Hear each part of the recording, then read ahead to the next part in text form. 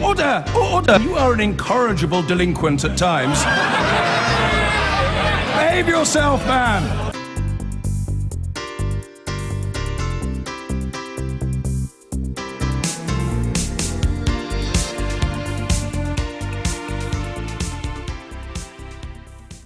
Well, the laws are there to guarantee an equal chance and ensure that no party can buy an election.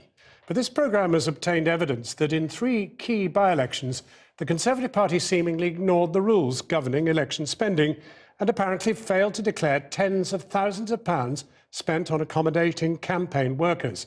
We've seen hundreds of pages of hotel receipts, which show the party apparently spent over £100,000. Here are some of them. They've been heavily redacted. In one case, at least £50,000 of additional spending doesn't seem to have been declared. The Conservatives have told us all their spending was legal and proper. This exclusive report from our political correspondent Michael Crick does have flash photography from the start. It was 2014. UKIP and Nigel Farage were soaring. They'd forced David Cameron to grant a referendum on Europe, then topped the polls in the Euro elections. The Conservatives were badly losing members to UKIP and votes. But what Tory High Command feared most was UKIP getting their first MPs in by-elections. Farage and his party had to be stopped. At any cost, it seems. Channel 4 News has obtained a wealth of information which reveals just how much the Conservatives spent on 3 parliamentary by-elections in 2014 and appeared to show a contempt for the law, a law designed to create a level playing field and prevent any party simply buying election success. These detailed receipts seem to show how in each case the Conservatives simply bust the £100,000 legal spending limit that applies to by-elections and spent tens of thousands of pounds beyond that. Spending and receipts which were never officially declared to the authorities and which we think should have been. Our evidence, according to a top independent legal expert, would provide reasonable grounds for a police investigation. Our story starts with the by-election in June 2014 in Newark. Vote at the seen as UKIP's big chance to get their first elected MP. So worried with the Tories, David Cameron went to Newark 4 times, and the party flooded the seat with other ministers and MPs, working from 5 different offices, activists and an army of paid party staff from all over the country, some with strong links to Downing Street. A central figure in this and all 3 by-elections was Marion Little, senior campaign organiser at Conservative HQ, who recently got an OBE for political service. Helped by Richard Piper Griffiths, by-election coordinator, Richard Holden, deputy head of press, Simon Glasson, now an advisor to George Osborne, and from number 10, Stephen Gilbert, David Cameron's then political secretary, who is now Lord Gilbert. 5 names which recur in all 3 by-elections, the Tories' ground war team. In all, we've got the names of 16 Tory staff who were brought to Newark, though the real numbers probably much higher. This is Kelham House Country Manor, the ground war team's base in Newark, and we've got detailed records for their stay at this hotel. Their rooms were almost all booked under Marion Little's home address in Hertfordshire. Between the 2nd of May and polling day on the 5th of June, the period to declare expenses by law, the Tories took 59 nights accommodation here, running up a bill of £4,200. Money seemed no problem. And in the week of the Newark poll, they were joined by David Cameron's political secretary. 3 days before the by-election, Stephen Gilbert came to stay here for 4 nights, and he checked out the day after the result. But also he'd been here a couple of weeks before, on May the 21st, when, according to the bills, he'd enjoyed a three-course meal, including Devon crab brulee and a bottle of Escondido Malbec. While bigwigs enjoyed the smart country house, more junior staff stayed at the Premier Inn, clocking up 125 nights in all, and a total estimated bill of £6,250. Again, all seem to be registered to Marion Little's home address, and again, bills not declared by the party. Jenrick Robert Edward, the Conservative Party candidate, 17,431. The big investment seemed to pay off. The Conservatives won with a majority of more than 7,000. But Nigel Farage complained that night he thought the Tories had spent well beyond the £100,000 legal limit. It is difficult to believe, given the number of paid professional people from the Conservative Party here, it is difficult to believe that their returns are going to come in below the figure. So you think they haven't kept within the law, the Conservatives? Well, I don't know. I'd love to see what their returns are, because it seems to me the scale of campaign they fought here is so vast. Anyway, let's see what their returns are, but there will certainly be some questions. The losing Lib Dem even put a figure on it. What do you think the Conservatives spent on this campaign?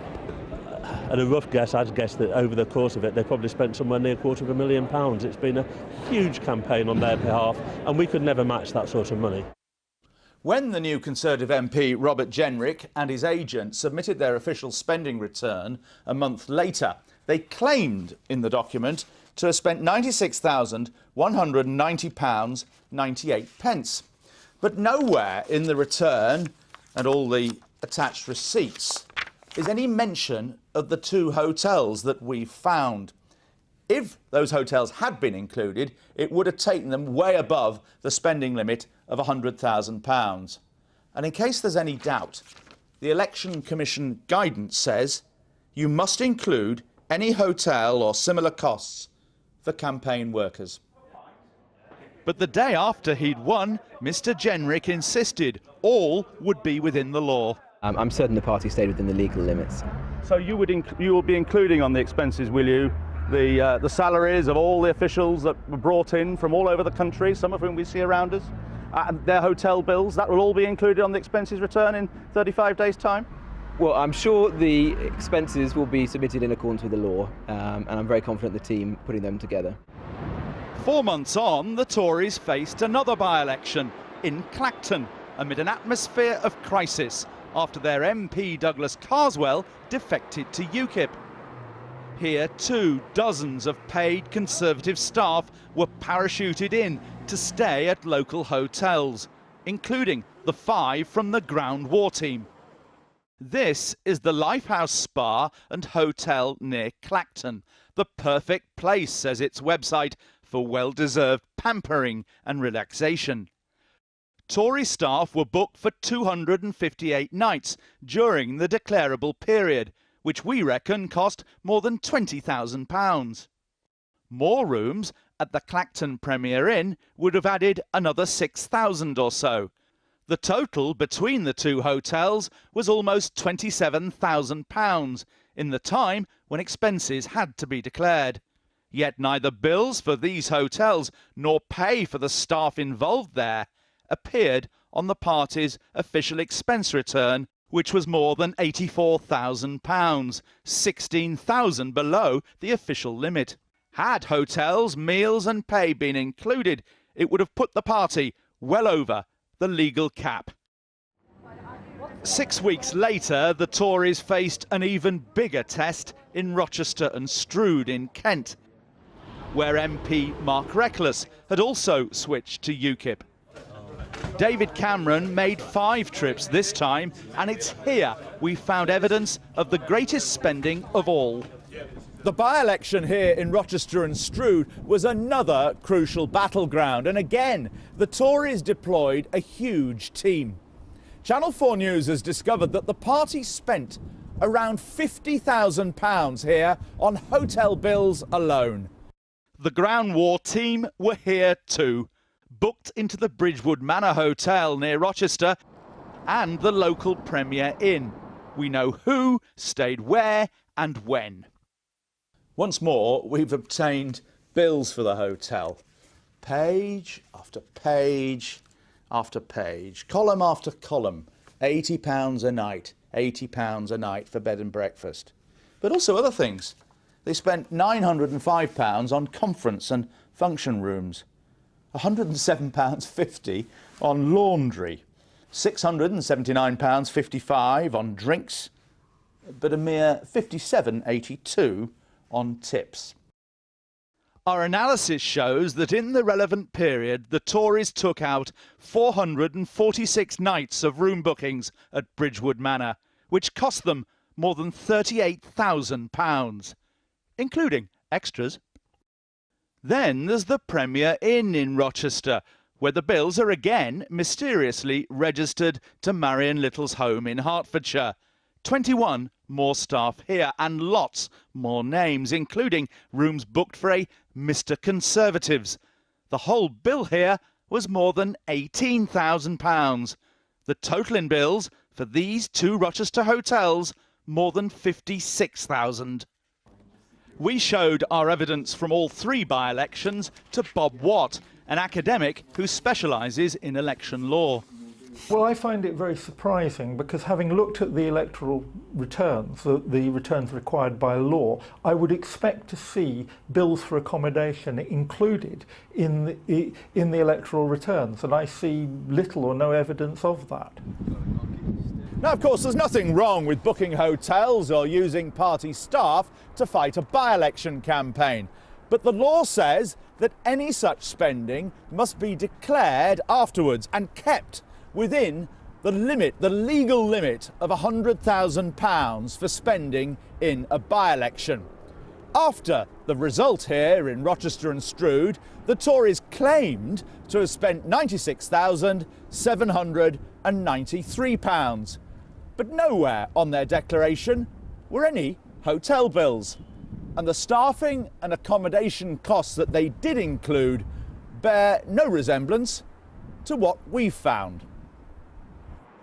And it wasn't just hotel accommodation. The party used at least 3 separate campaign offices, including a unit at this mall near the historic dockyard. Details were even given out on leaflets. But again, no mention in the expenses return. A quote for a unit of that size at the mall suggests it would have cost £5,000 at that time, plus rates and utilities. I'm sure that no political party wants to be involved in electoral corruption. And I just feel that there is something here that I do not like the look of, because it does appear, and I've only seen your evidence, I haven't heard from the other side, and they must have their day in court, of course, but if these figures are as they appear on their face, it appears that there has been gross over-expenditure. The Conservatives declined our request for an interview, but a party spokeswoman told Channel 4 News all by-election spending has been correctly recorded in accordance with the law. So, no explanation, as we'd requested, as to why the Conservatives' huge hotel bills weren't declared. And no explanation why, strangely, so many rooms were booked through Marion Little's home address. The Electoral Commission told Channel 4 News tonight they'll consider whether any of our allegations come within their remit, or are strictly matters for the police to investigate. Michael Crick with that exclusive report. I've been getting away with it.